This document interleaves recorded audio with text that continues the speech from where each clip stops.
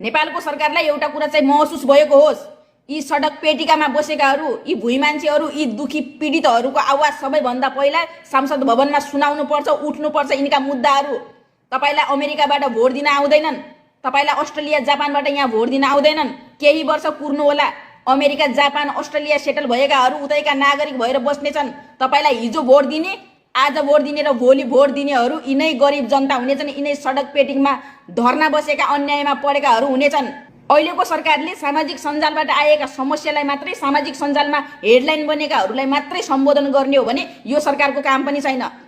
नत्र भने अमेरिकाबाट एउटा स्ट्याटस लेखेकै भरमा, एउटा आरोप लगाएकै भरमा 1 वर्ष अगाडिको केसलाई चाहिँ सरकार यति धेरै चनाको छ, यहाँका पत्रकारहरूका लागि एउटा हेडलाइन नै बनेको छ, पुलिस प्रशासन यति धेरै क्रियाशील छ, गृह मन्त्रालय यति धेरै एक्सनमा उत्रिन्छ भने महिनौदेखि ममाथि बलात्कार